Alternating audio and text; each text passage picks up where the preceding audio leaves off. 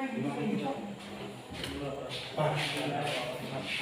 selamat siang anak-anak. Apa kabarnya? Baik. Oke, itu yang kita harapkan, kabarnya tetap sehat dan tentunya kondisi fisik kita yang sehat.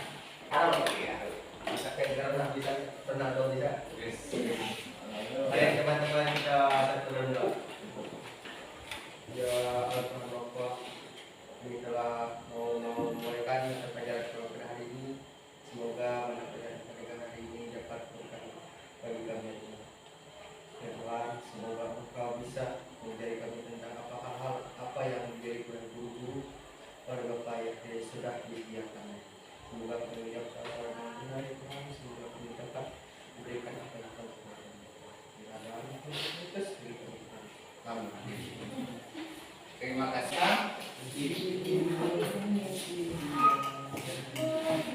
Ya, baik.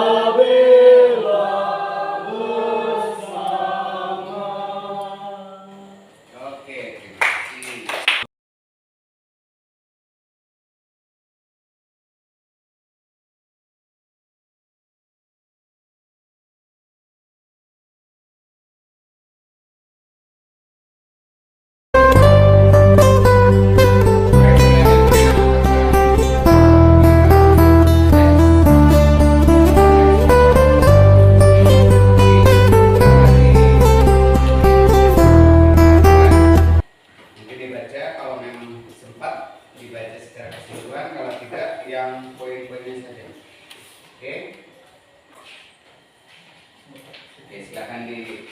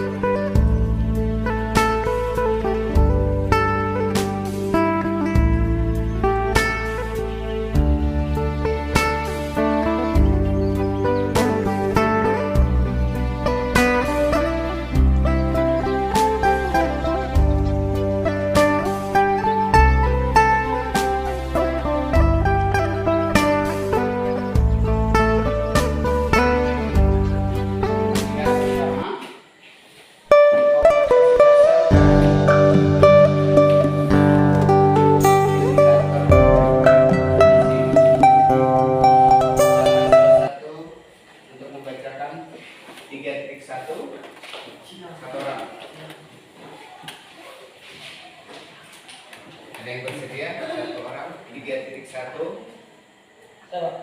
Oke, Adi. Kompetisi dasar 3.1 mengidentifikasi teks laporan hasil observasi yang dipresentasi dengan lisan dan tulisan. Oke, terima kasih Adi. 3.1 mengidentifikasi teks laporan hasil observasi yang dipresentasikan dengan lisan dan tulis. Itu yang utamanya.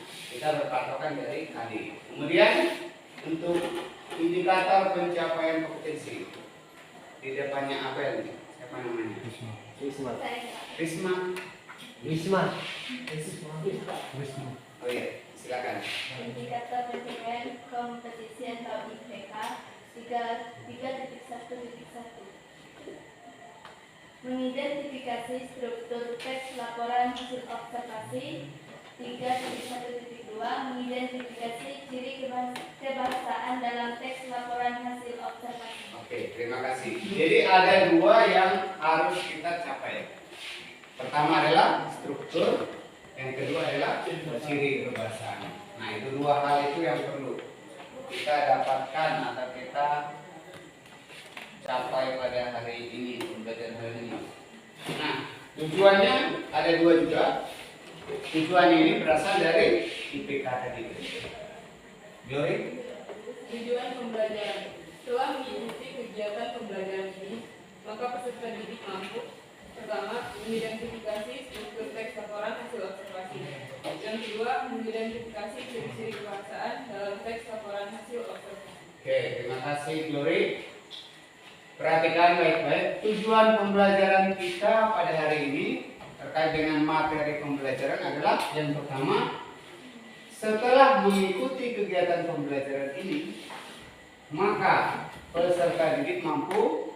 Siapa peserta didik? Ya, siswa-siswi adalah peserta didik.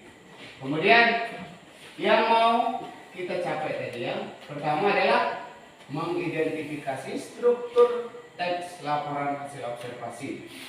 Nanti salah satu contoh teks laporan, kemudian kita mengidentifikasi, mencari tahu strukturnya yang mana. Oke, kemudian yang kedua, mengidentifikasi ciri-ciri kebahasaan teks laporan hasil observasi. Jadi sama struktur dan ciri. Dua hal itu yang perlu kita cari dari sebuah teks laporan hasil observasi. Saya kira ini hanya mengulangi kembali karena Bu Susi sudah mengajarkannya. Sudah ya? Nah, mudah-mudahan bisa nyangkut di pikiran kalian kan jadi bahan ujian nanti. Ya kan? Karena ini pasti pembelajaran di awal semester ya.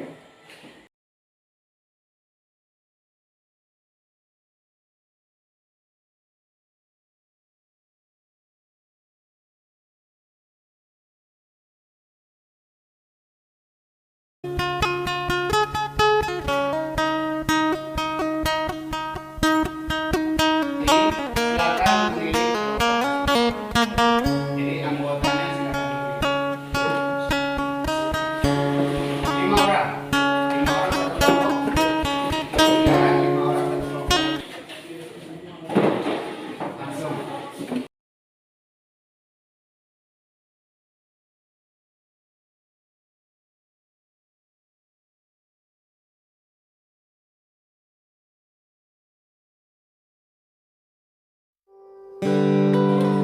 Oke, baik, pembagian kelompok sudah selesai.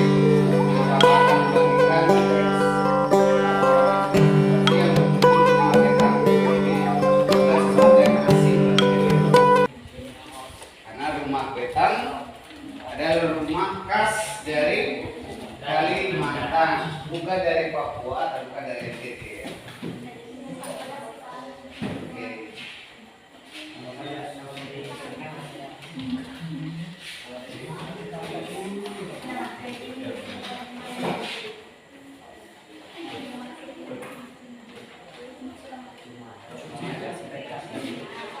Yang kucing tadi silakan. Ya, kan sudah ada contohnya. Kucing.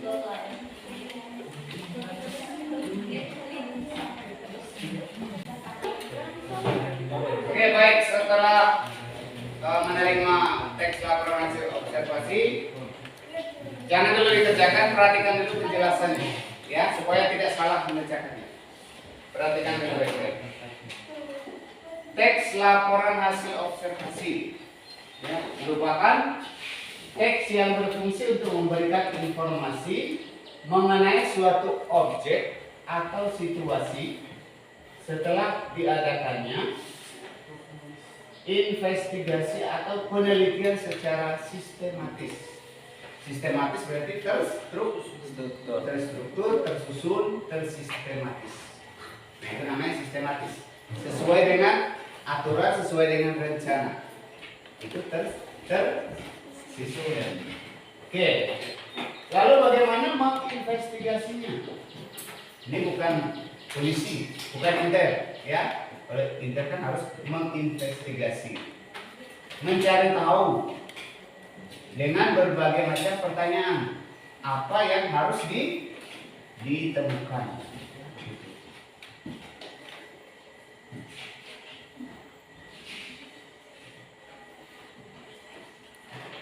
Karena di sini adalah mencari informasi atau memberikan informasi. Jadi kita sebagai murid, sebagai peserta didik, kita mencari informasi dari sebuah objek atau situasi. Nah, dari objek tersebut akan memberikan kita informasi tentang apa? Tentang objek apa? Objek, rumah peta contohnya. Tentang sebuah kegiatan pramuka atau kegiatan OSIS ataupun kegiatan di lingkup masyarakat, RT, RW, desa, atau organisasi tertentu, ya, organisasi tertentu. Nah, seperti itu ya. Itulah yang dinamakan teks laporan hasil observasi. Lalu berikutnya struktur teks laporan hasil observasi. Biasanya orang menyebutnya teks LHO. Ya. Perhatikan strukturnya ada 4. Pernyataan umum, deskripsi bagian, deskripsi manfaat, dan kesimpulan. Nah, lalu bagaimana Pak kita bisa menemukan struktur itu? Nah, bacalah sebuah teks laporan hasil observasi. Di situ ada beberapa paragraf. Biasanya paragraf pertama, karena itu paragraf yang istilahnya pokok dan pengantar, di situ sudah tentunya adalah pernyataan umum. Kemudian deskripsi bagian. Bagian ini artinya apa? Dia merupakan bagian dari umum tadi. Umum itu kan intinya. Lalu di deskripsi bagian sudah dijelaskan sedikit tentang atau lebih luas tentang umum tadi. Jadi kalau rumah peta nanti apalagi yang dibahas. Kemudian selanjutnya adalah deskripsi manfaat. Penggambaran tentang manfaat dari objek yang kita amati tadi. Kira-kira contohnya begini. Rumah peta itu manfaat untuk orang Dayak itu apa? Apa manfaatnya? Nah, sudah ada di dalam teks. Kucing manfaatnya untuk apa? Nah, salah satunya menghilangkan stres. Kemudian ada juga yang bilang apa? Mengusir tikus atau menangkap tikus kalau di rumah yang banyak tikusnya. Mengapa banyak tikus? Karena rumah jarang dibersihkan.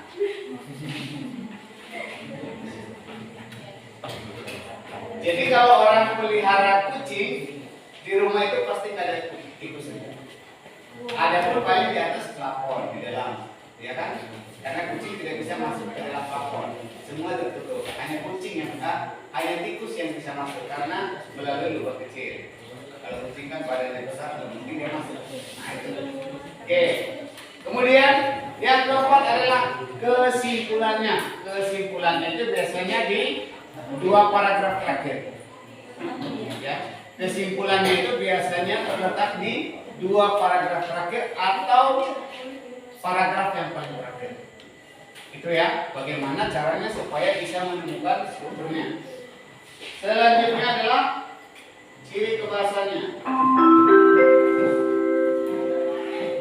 Saatnya jam ke-7 dimulai. It's time to begin 7:30.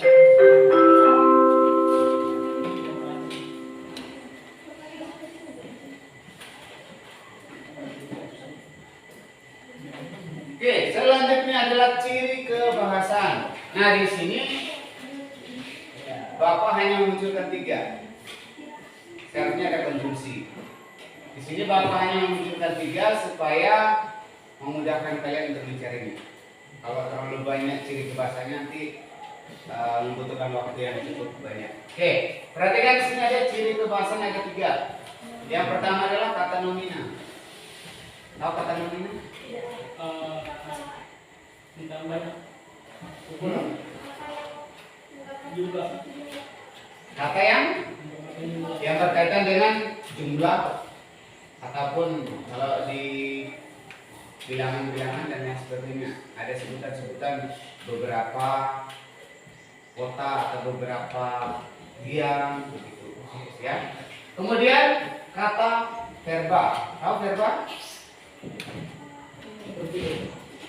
Verb. Kalau bahasa Inggrisnya kan verb. Ya. Oke, jadi di dalam teks itu apakah terdapat kata kerja atau tidak? Nah, itu yang harus ditemukan di situ. Pasti ada. Kemudian kalimat definisi dan kalimat deskripsi. Tahu kalimat definisi? Rumah betang adalah bla bla bla. Itu berarti namakan kalimat definisi. Kata definisinya apa? bukan apa arti. Kan kalimatnya gini. Kalimatnya rumah betang adalah rumah khas dari Kalimantan Tengah. Penjelasan. Jadi kalau kata definisinya adalah itu maksud saya. Penjelasan. Apakah? Ya. Adalah yaitu merupakan kata definisi. Tapi kalau kalimat definisi berarti lengkap satu kalimat. Harus bisa membandingkan kalimat dan kata, frasa, klausa. Ya. Oke. Terus kalimat deskripsi. Kalimat deskripsi, yuk. Ada yang bisa? Ya. Oke. Kalimat yang menggambarkan suatu objek. Contohnya? Memiliki. Contohnya? Memiliki. Ya. Memiliki, mempunyai, atau terdapat beberapa. Rumah betang memiliki beberapa tiang, atau rumah betang terbuat dari beberapa jenis kayu. Nah, kan begitu.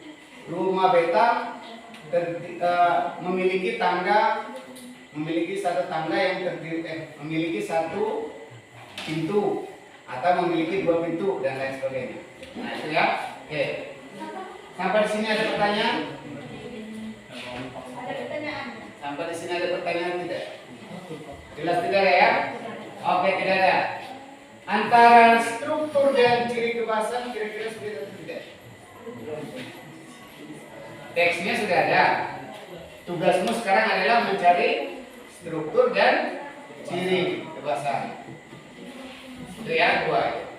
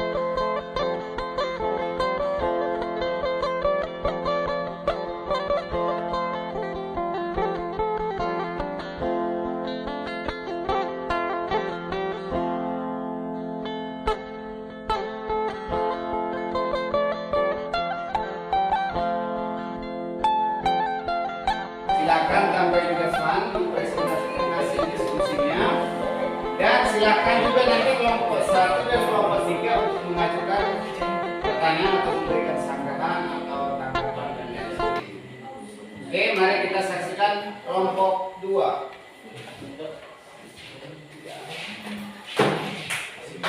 Silakan kelompok 2.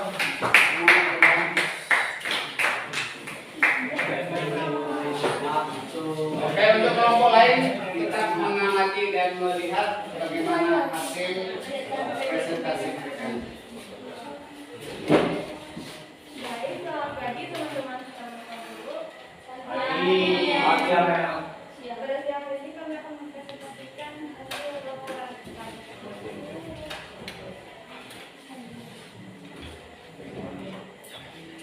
Yang pertama ada pernyataan umum terdapat pada paragraf 1 dan paragraf 2. Karena di sana berisi tentang Mulai. Selamat pagi Bapak dan teman-teman sekalian. siang. Pada siang hari ini kami akan mempresentasikan hasil laporan. Ulang dulu. Buka masker dulu supaya Siang, suaranya. kami Selamat Selamat siang Bapak dan teman-teman sekalian.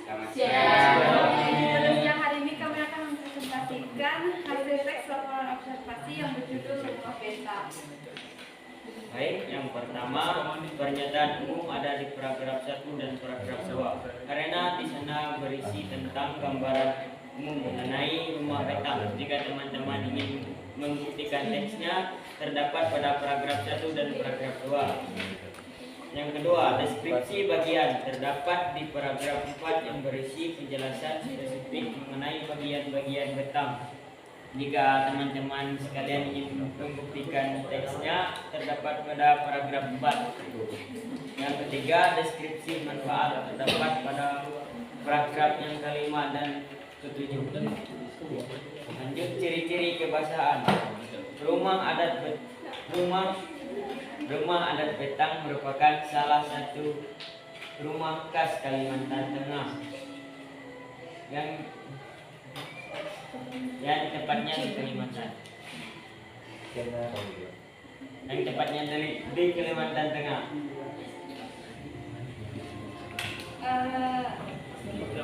Ciri-cirinya yang kalian temukan apa?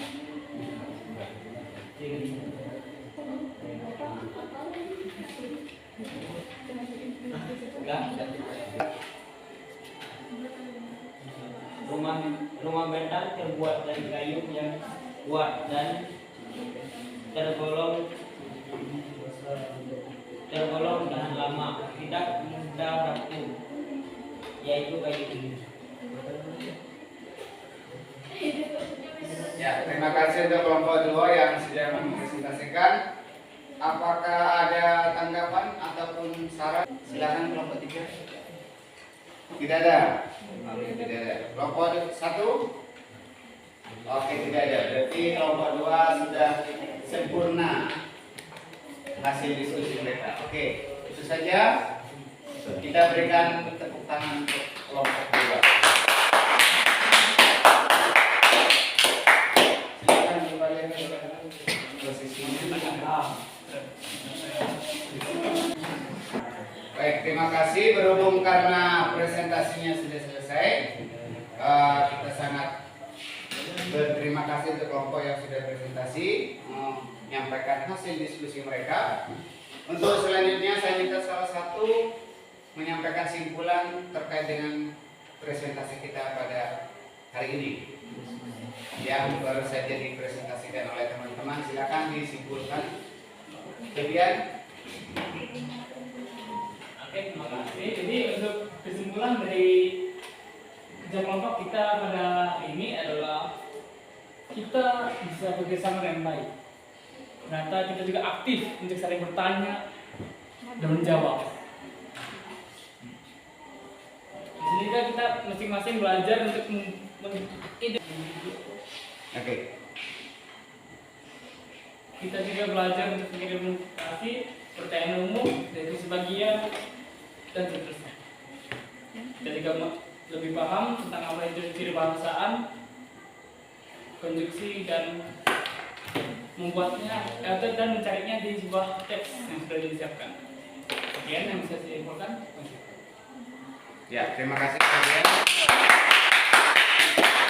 Bapak akan bagikan lembarannya, silakan dijawab sesuai dengan pertanyaan yang ada. Pilihan ganda. Waktunya sekitar 5 menit. Silakan diberi silang atau dilingkar boleh.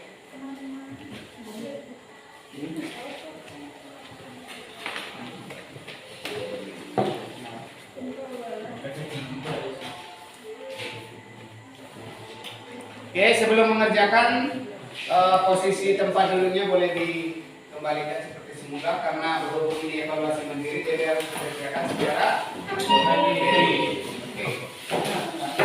Oke. Silang. Waktunya 5 menit. Tulis nama, hari tanggal, kelasmu kelas berapa? Jangan sampai buat kelas 12.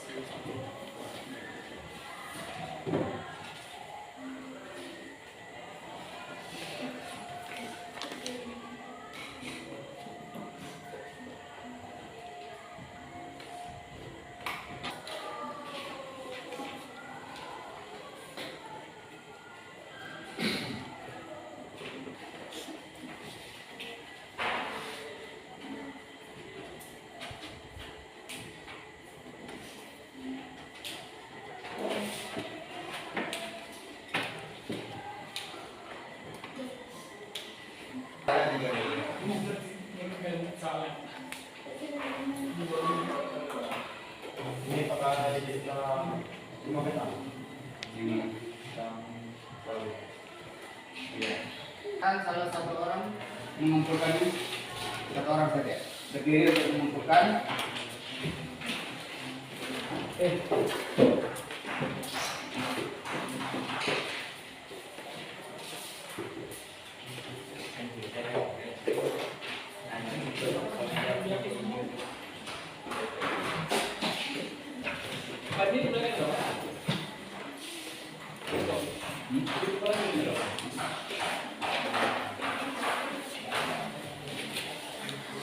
Baik, terima kasih sudah selesai mengerjakan soal evaluasi mandiri dan rata-rata hampir benar semua. Ada 1-2 orang yang masih salah 1, salah 2. Tetapi saya harap untuk pertemuan selanjutnya bisa lebih baik lagi dan kalau bisa semua dapat 100, artinya benar semua pilihan ganda yang sudah Bapak siapkan. Nah, untuk yang terakhir silakan salah satu untuk menyimpulkan secara keseluruhan. Terima kasih atas waktunya. Di sini disimpulkan pada siang hari ini kami mempelajari tentang teks hasil observasi yang dimuat. Di teks itu kami mempelajari tentang struktur teks hasil observasi dan ciri bahasaan observasi. Dan pada hari ini kami sudah melaksanakan kegiatan kerja kelompok yang di mana di saat mengerjakan kegiatan kelompok tersebut kami sudah saling berdiskusikan dan saling aktif dalam segala kegiatan dari kelompok kami. Baik, terima kasih untuk simpulan pada siang hari ini atas pembelajaran kita hari ini. Nah, untuk pertemuan kita minggu depan masih tentang materi tentang teks laporan hasil observasi. Jadi untuk pembelajaran kita hari ini yang terkait dengan struktur dan ciri kebahasaan supaya dipahami untuk kedepannya. Selanjutnya saya minta salah satu untuk mengikuti doa supaya kita pulang dulu. Ya, silakan dari depan.